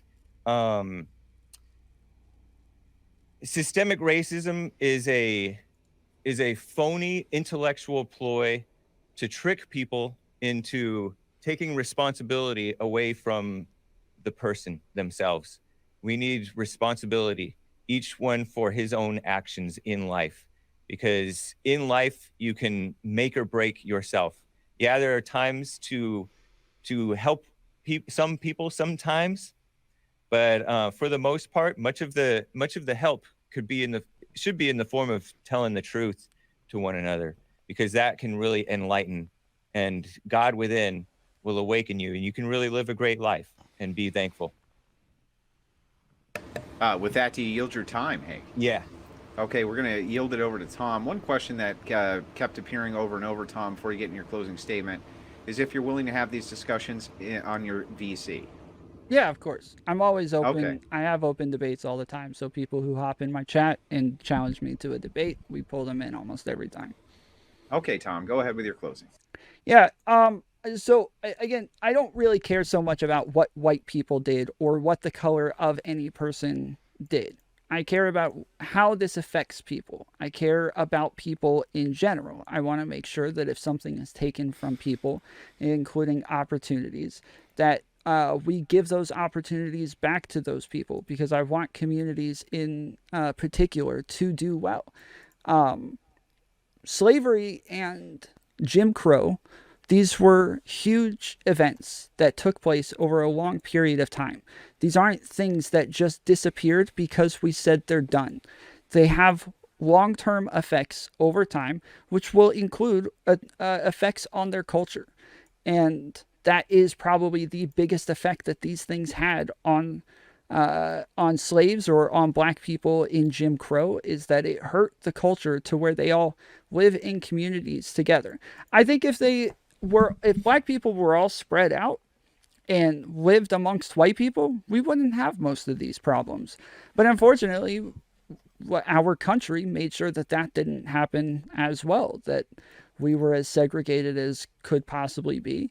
And if there were problems with their culture, that wasn't able to go away because they were only packed in with each other and with nobody else. So I think that it's obvious that those issues will permeate over time and from community to community, as long as people look alike. Tribalism is something that seems to be innate and natural, and we're all going to want to be around people who look like us and act like us and talk like us. And I don't fault people for those sorts of things, and I don't fault people for the sins of their grandfathers either. I don't care what the color of the slave owners were. All I care about is that currently we have a situation, and currently I would like to fix that situation. I think the best way to start fixing that situation is for Hake to come be my slave, and I will order him around on how to fix this stuff. Thank you. Now, we understand that, I tried to pick the three most contentious that I had. I have a whole notepad here full of questions, of course, but we want to get to everybody's. One thing that Hake said, and he was quoting Thessalonians, was, if a man does not work, he does not eat. Now, Hake, I am a Christian, a very devout Christian, in fact. I have a rule of thumb, and the rule of thumb that I have is anytime somebody quotes the Bible, always make sure that you look at what they quote, look at the passage directly before and look at the passage directly after to see if it contradicts what they're saying it says. Thank God you're not my dad. One of the things here that's interesting that I just wanted to bring to your attention is that here's what the passage just before says. For you yourself know how you ought to follow our example. We were not idle when we were with you, nor did we eat anyone's food without paying for it. On the contrary, we worked night and day, laboring and toiling, so that we would not be a burden to any of you. We did this not because we do not have the right to such help, but in order to make ourselves a model for you to follow. Nice. And that Amen. seems like it might contradict what you were saying as far as a basic human right to Not at help. all. No. The help that was Paul, you said, writing to Thessalonians, the help Correct. that Paul was doing as a Christian man going around, that gave him the right to people's help. A student should give every good thing to his teacher. Same with Bond, the nonprofit that I work for, Jesse Lee Peterson's church. People freely give because they see the value in it. They see he has the right to their donations because they see the value. They see the value in his work. The blacks, there's no value coming from them. There's no truth coming from them. So now, Hake, at the 26-minute mark, you said slaves were given food and housing yeah. as this was a justification to one of the things that Tom said. Uh, so, are prisoners, if a prisoner is wrongfully imprisoned, would you say it's okay because he was fed and had shelter? No, that's wrongful imprisonment. They should be freed. Like slaves? Slaves, I don't know that they were wrongfully enslaved. They were paid for. They were rightfully captured and conquered and all that But mess. they were imprisoned, right? They were imprisoned in the sense that they couldn't leave the plantation and things. Is that what you're referring to? Yeah, I mean it's Yeah. definitely imprisonment. So if you Right, say, but to call it wrongful imprisonment, it's a reality of life. well, They but you can were see the conquered and sold. contradiction that happens in your head if you say it's not okay to imprison these people and people wrongfully imprisoned should be freed. Right. Slavery is wrongful imprisonment. I don't call it wrongful imprisonment. Okay, gotcha. Yeah. I just wanted to clarify this point. It would be now because slavery is illegal, but slavery was widespread. It was the reality of life. It was expected. It was not something where, oh, you're promised justice and freedom, and then we take it away from you. It wasn't like that. Isn't wrongful normally based more on morality than it is based on the law? Like, I agree with you, but Both. If I'm talking about wrongful, I'm talking about it's wrong morally. I don't know if slavery was morally wrong. So if I take you, it was not ideal, but the communists were the most against slavery. They were cheering on the killing of the Americans in the Civil War because they wanted to get rid of slavery and they wanted to get rid of wage labor too. So this notion that slavery is this great evil, I think, is a woman's thinking, not so much a Christian or godly thinking. Sure. I'm glad slavery is over, but I don't know that it was a moral wrong. Maybe it was, but I just don't know. So just specifically, if I just take somebody against their will, is that wrong? In an American society, yeah, it would be Not wrong. I'm talking about a Christian to Christian. If I take somebody against their will, is that wrong? I don't know. Okay. Depends on the situation. So, like, what I've talked about this a bunch of times. When I talk about like sin, I think that somebody has to have autonomy or like the ability to make that decision to do something wrong in order for it to be a sin. So like if a baby smacks me in the face, I don't think it's necessarily sinning because it doesn't know what it's doing. It doesn't have the ability to like make that decision for itself. Same with anybody who's enslaved. They don't have the ability to make any decisions at all. They can make some decisions, come on. But yeah, but I get your point. So yeah, so I think that if you take away someone's autonomy, this would automatically be wrong and sinful in and of itself because they have to be able to make their own choices as to do what's right or what's wrong. But this is something that you came up with. This is not something that God came up with about this autonomy business. Because the slaves were able to do right and wrong as slaves. They could be a good slave or an evil slave. They could honor their master or they could dishonor their master. The slaves didn't necessarily do right or wrong, and the slave masters didn't necessarily do right or wrong by mere situation of owning slaves or being owned by a slave master. Okay, we have to move on, Tom. I'm sorry. This question is to you, though. It's again for me at the 29-minute mark. You say that slave families are afflicted now due to cross-generational wealth gaps. I would concede that logically that makes sense, but is that really a good argument considering immigrants often don't have those benefits either, and you're not making the case for them? The immigrants, there isn't anything forced on them. So slavery was forced on them. Maybe if these people lived in their own countries, there could have been some sort of cross-generational wealth, who knows? But that would have been like of their own families or their own volition. This was forced on them to be in a scenario where they wouldn't have those opportunities. Gotcha. Now, hey, nobody wants you to feel like you're being piled up on. Of course, as we take notes, we're going to pick our top 3 questions. You understand many of the things that you say are very contentious. So Yeah. obviously, there's going to be a lot of questions diverted your way. Pedro, I'm going to pass the floor over to you. Thank you so much for answering my questions, gentlemen. Yeah. Gotcha. All right. Let's step through this slowly and God cool my mind and my tongue because I know I'm a little bit frazzled.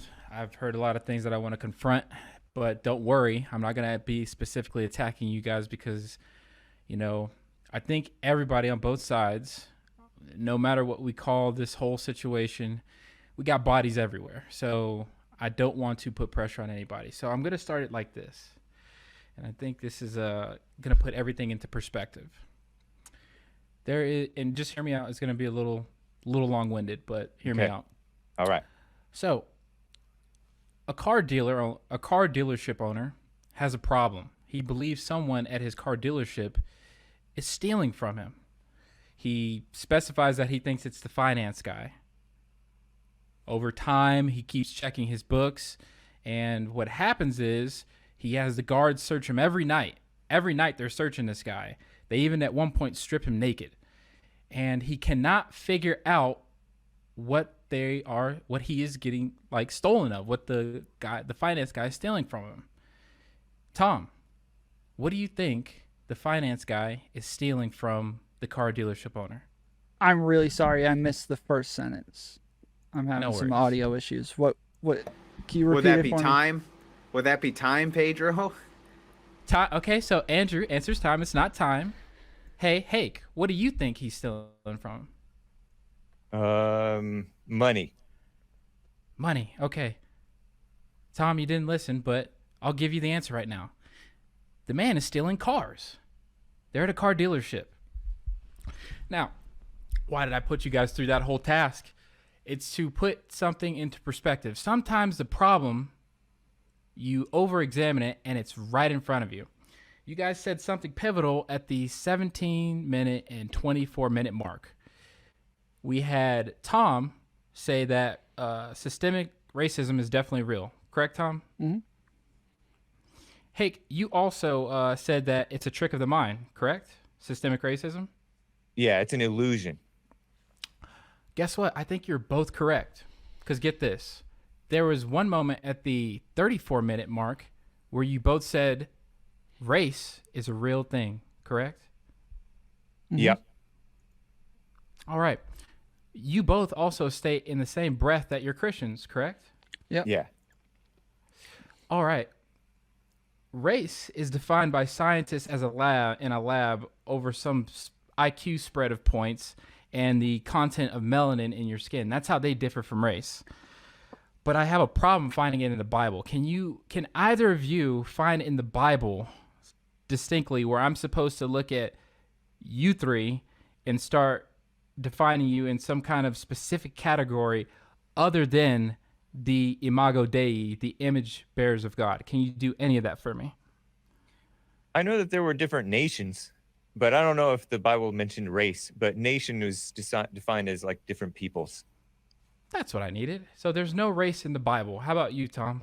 Can you find race in the Bible? Yeah, no, of course not. All right.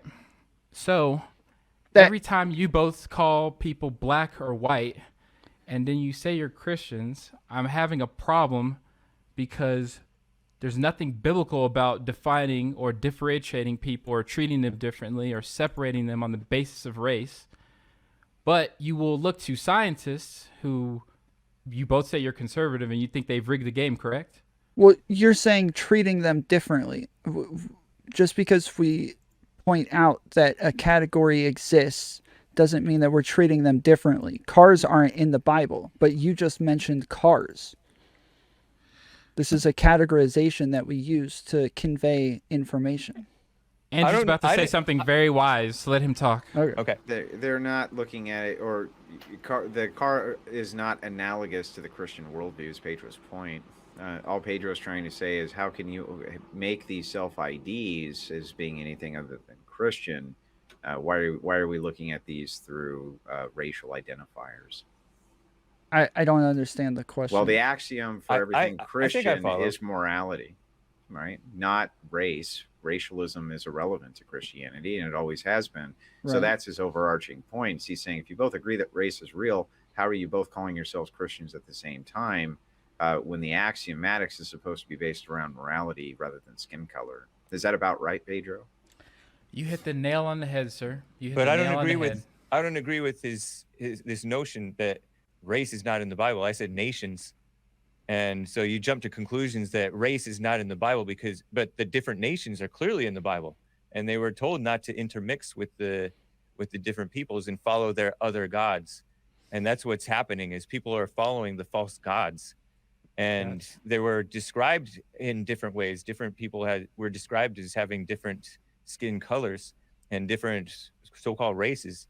So clearly different nations existed, and they didn't tend to intermix with one another except when it was kind of ill-advised. So I don't think that the Bible condemns the notion that different races exist. And I don't defer to science. Does it condemn the notion? Uh-huh. Or let's do it this way. Is there anybody who has ever set foot on this earth that was not born in the imago Dei, in the image of God? No, I don't. I think that we were all made in God's image and then fell away from it. But I don't get it from scientists. I never even heard of what you just described about scientists. Yeah, I doing don't- the IQ and Okay, pigment. We weren't talking about a well, I mean, scientific approach. I get it from common experience. Well, right. We We're all just like see race, different black but- people, different white people, different Asians. Yeah, but race is a scientific term. It is and it isn't. It's But also it's a social term for us Yeah. to explain how we That categorize came from things. that came from science. No, it came from common experience. Came from from common this experience. diversity thing. Sir, I don't, like I said in the beginning of my statement, I knew my questions were going to be contentious. I do not want to continue it because we have a lot of questions, Yeah. Okay. but I would very much love to have a debate with you, Hake, on one day Nice. on does the Bible promote what you're promoting, which is pretty much dividing the kingdom of God based on race. No, man, it's just dividing society, which I'm okay with either way. But anyway, Is God's Yeah, kingdom a we can talk society about of people? Mhm. Or never mind, my bad. yeah, but need we can to- talk I about need to that. I would stop. love to talk about Yeah. that. Okay. We got to get to the audience Q&A. I always love having these guys on, Yeah. Hake, Tom Foolery, all the different guys with contentious opinions, because they're just fun discussions. You know what I mean? Yeah. To look at these different outlooks. But go ahead with the Q&A, Pedro. Understood. Okay, and our first question I'm bringing up on the screen comes from Mr. Memphis. Blood libel precedes systemic racism. Is systemic racism a continuation of BL? What does that mean? That's JQ shit. Oh, okay. Understood. Well, I mean, it's let me just- also it's used in other. No, it's not used in other nothing. It's Do you want to? Does that mean you So- want to skip it? Yeah, I do want to skip it. Okay. Right. It's not Yeah. that it shouldn't be addressed, right? Because it should, but we're gonna skip it on this program. Go ahead. Gotcha.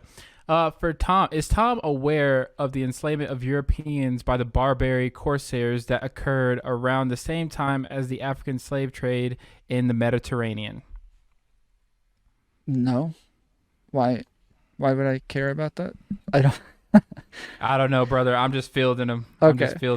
Well, because usually the one of the arguments back is if you're having a slavery debate, which this wasn't, but about systemic racism, though slavery comes up quite a bit during it, is that the Barbary states kidnapped Europeans en masse, and Jefferson made the orders of marque and reprisal in order to stop the Barbary states from continuing that. It's often a barb back the other direction. Isn't it like a white versus black argument though?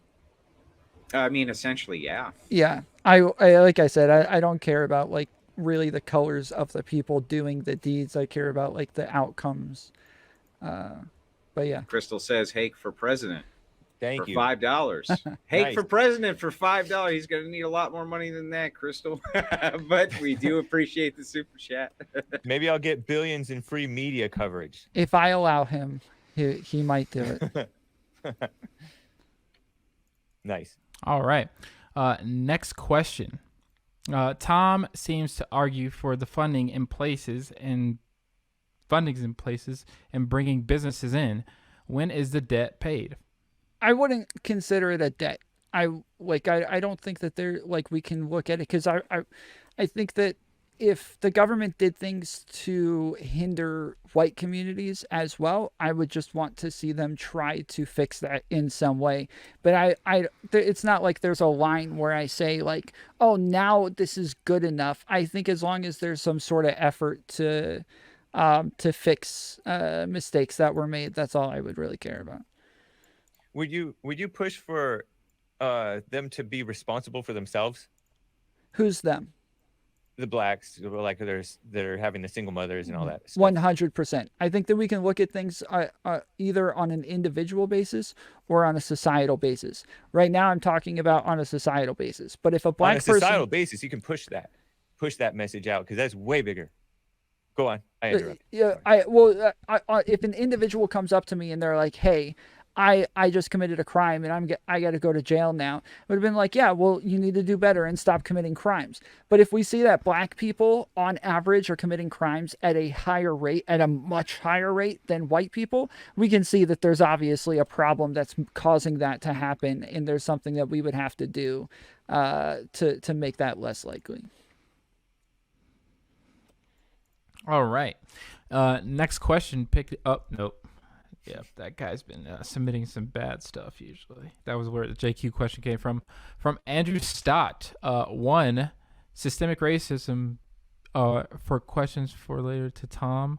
Should systemic racism be solved? Two, if it's all systemic racism, how does he know when he solved it? So I think that like there's a million different things that we can do to try to like push these sorts of things. I don't think that in any way black people are inherently more likely to be criminals. So if they are committing crimes at a much higher rate, until we find that issue and fix it, then it doesn't seem as though systemic racism would be fixed. Man, it's wild. Gotcha. All right. You can respond to that if you want to. Hey, I mean, yeah, you can give some input. Yeah.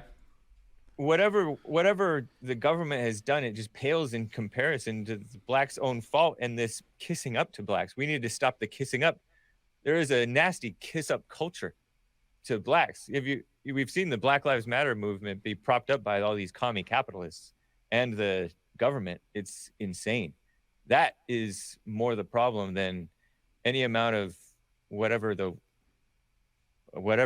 I don't know, investment in schools or whatever. By far. Got it. All right, next question. What is meant by a white bank or a black bank or black business? This makes no sense. White-owned bank, black-owned business. That's what I meant. Okay. He's talking about the color of the building. Indeed.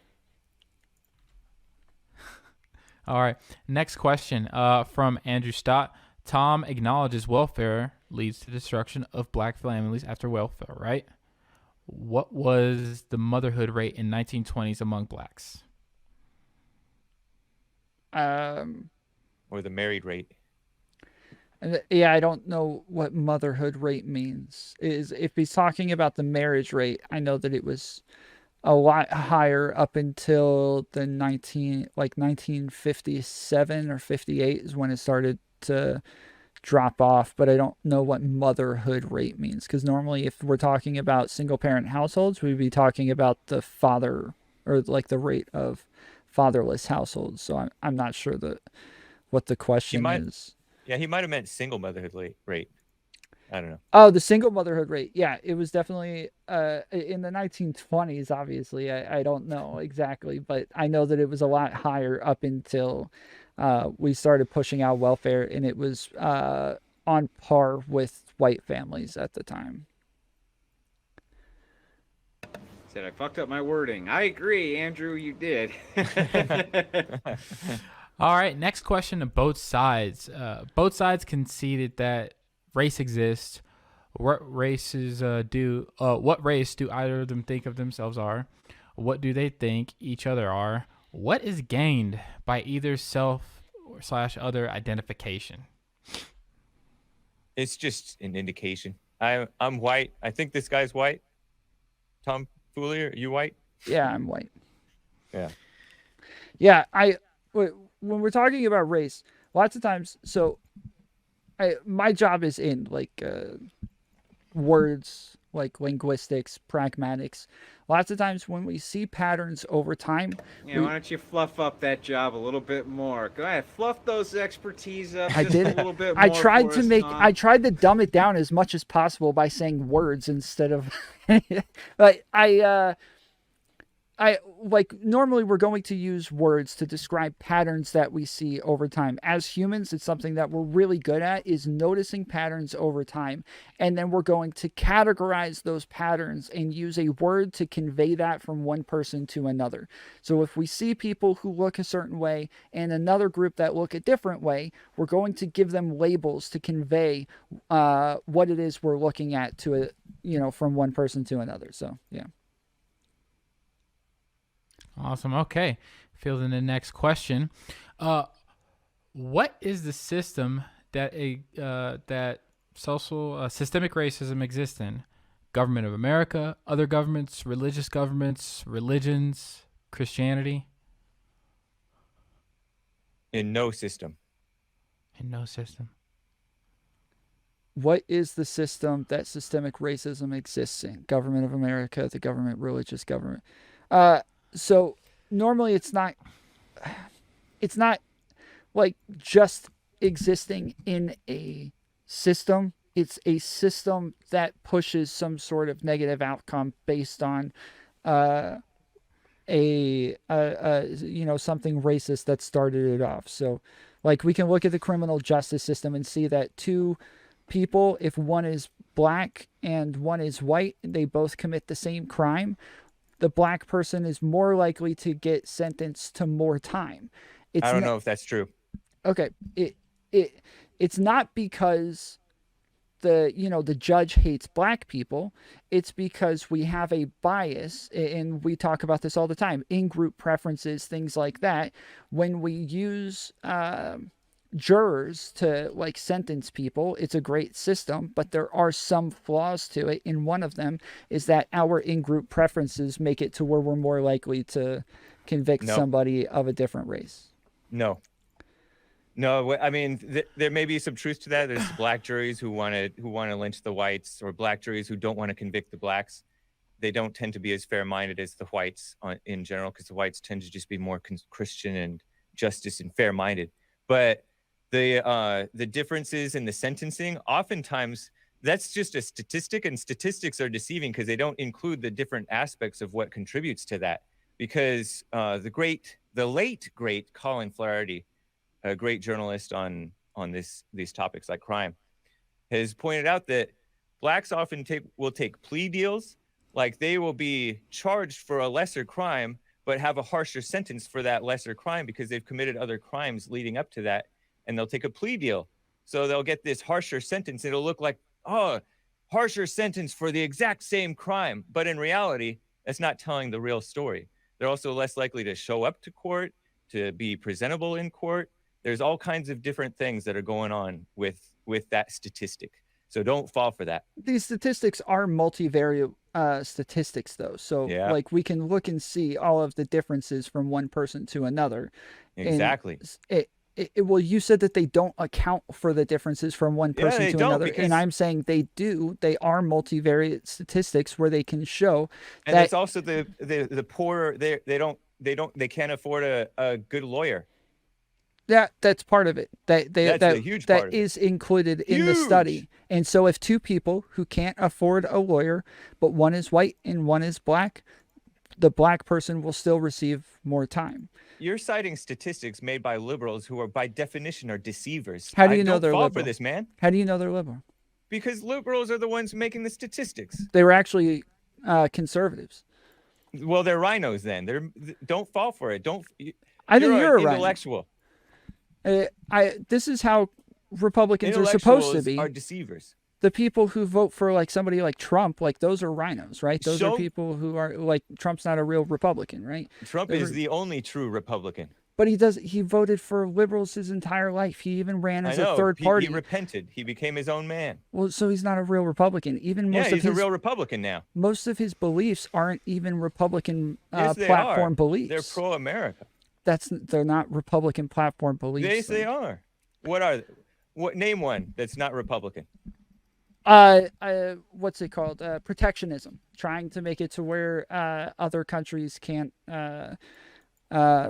export workers. Like that's something that, like, obviously as capitalists, we were normally, the Republicans were the capitalist people. We were the ones who were in favor of just making sure that businesses that should thrive, and that's something. That is not a rhino thing to be nationalist. Well, the That's only not a other rhino person, the only other person to run on that was Bernie Sanders. Bernie Sanders and Trump.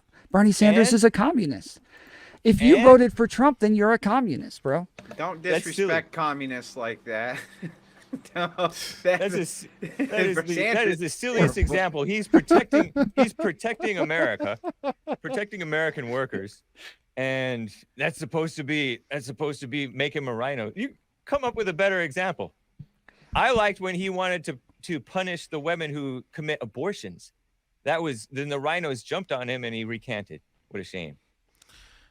Anyway. All right. Fielding next question.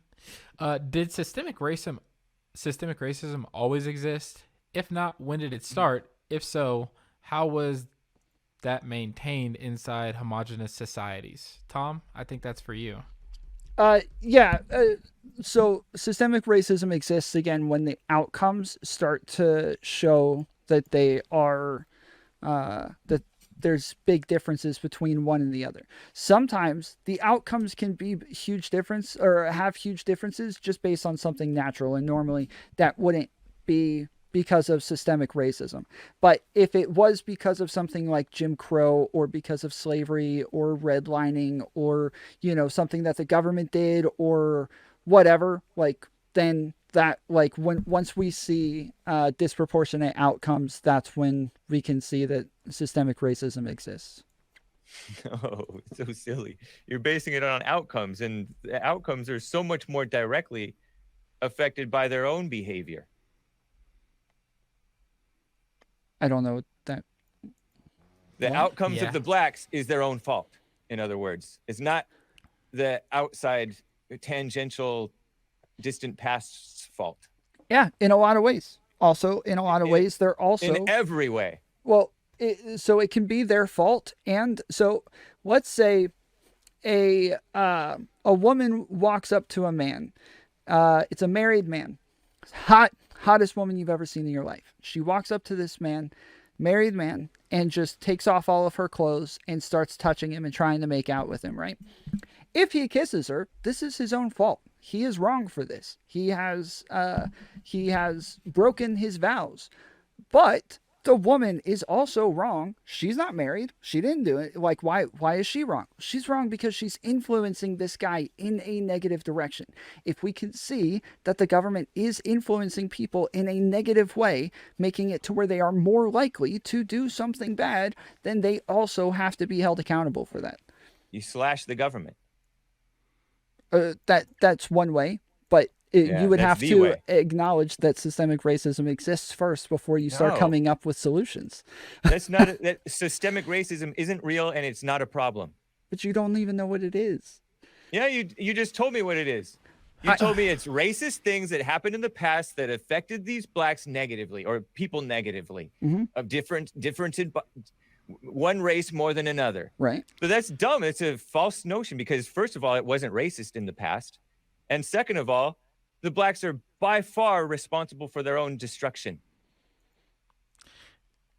Hake, thank you. I'm trying to field the next question, but I also want to, I just want to clarify. You believe race is real, correct? Yeah. Different races exist. But there's no such thing as racism. Right. Understood. Okay. Yeah. Moving because forward. Because that root, that's not what people's hearts are. It's not based on these shallow things.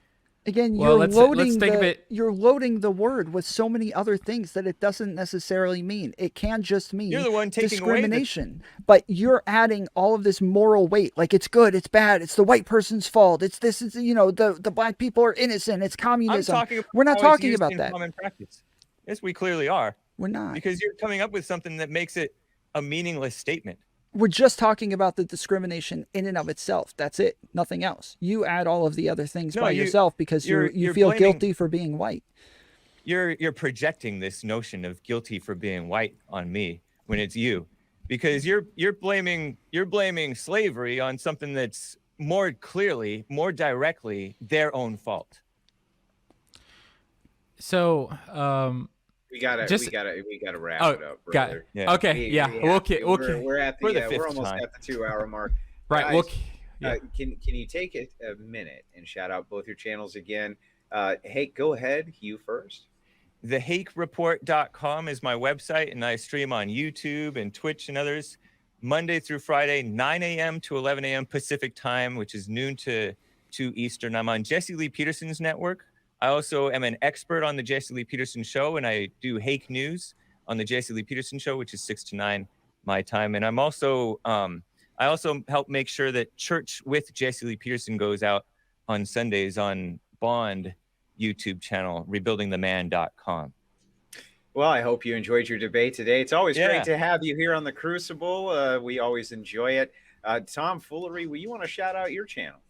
Yeah, I'm Tom. I go by Tom Foolery. I stream on YouTube. It's youtube.com/TomFoolery Show. I mostly stream late at night, but I stream long shows all the time. I'm currently streaming right now, and we do all sorts of debates all the time. So come check I us out. blame both of you for all of the current madness. It's all your fault. The Crucible appreciates you both coming on. I Yeah. hope you guys have a wonderful night. Thank you, Hake. 1 second. We're gonna try and end it a little bit differently here, ladies and Okay. gentlemen, too. I'm Wanna gonna hear see. it? Yeah, we're gonna see if we like this, how this goes. So I'm gonna play something, and then I'm gonna play the outro, and we're gonna have a poll later on Twitter. I'm gonna set it up to see if you guys like how this went. So here we go. I don't think you've changed a thing. Go on, jump. No, I don't want to jump. Yes, you do. You smoke crack, don't you? You smoke crack, don't you? What the heck? Look at me, boy. Don't you smoke crack? Yes, sir. You know what that does to you? Huh? No, sir. It kills your brain cells, son. It kills your brain cells. Now, when you're destroying your brain cells, you're doing the same thing as killing yourself. You're just doing it slower. Now, I say if you want to kill yourself, don't fuck around with it. Go in and do it expeditiously. Now, go in and jump. Jump. No, I don't want to kill myself, sir.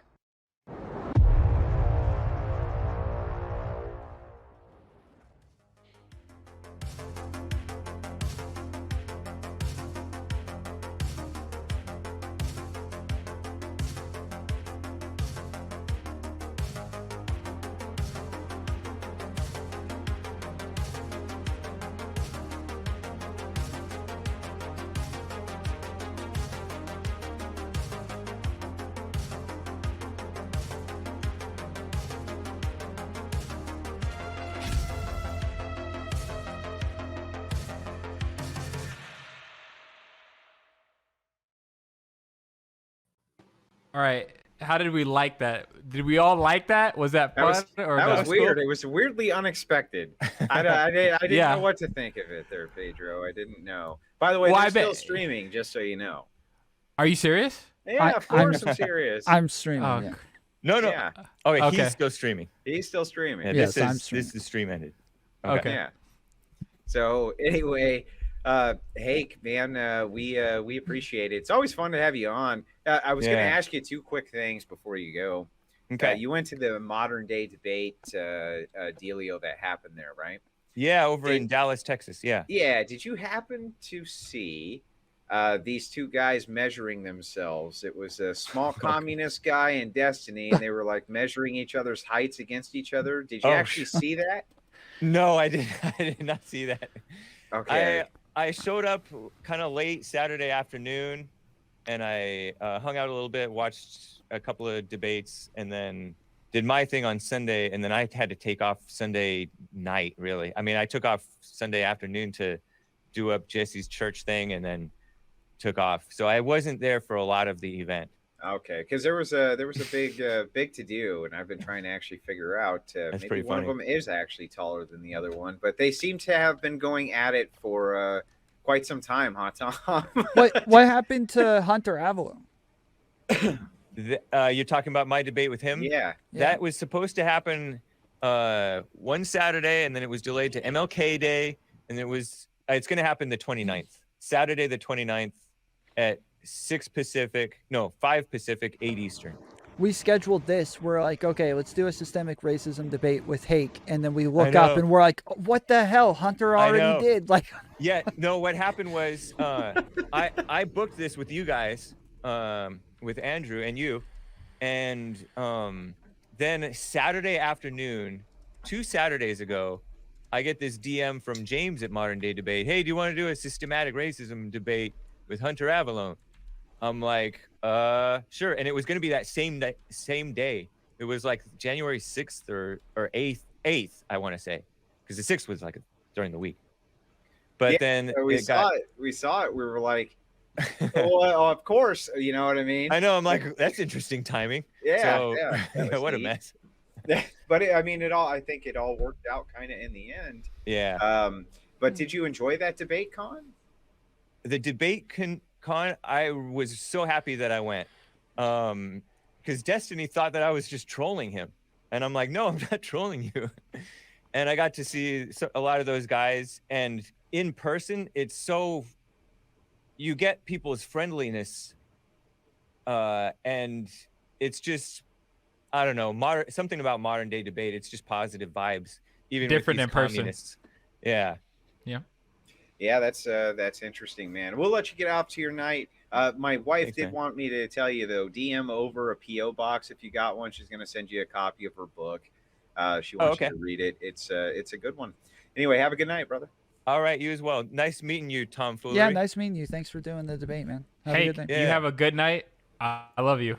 Obviously, we have some serious things to talk about, but I do love you. Yeah, I'm totally open. However you want to do it, Pedro. Right. That's cool. Great. All right, I will take And be it'd be great to respectful the talk whole with you way. again, Tom. Yes, sir. All right. Take care. Take care. Now, Tom, I had a couple of quick questions for you. Well, real quick, I want to tell you guys, if you guys want to Okay. schedule him for any other debates, you're going to have to go through me. He's going to be my slave in a couple of days. Oh God, this guy, dude. So if That's you want to let good. me know when you plan on. Like, what about? I mean, how many lashes, Tom? You know, like.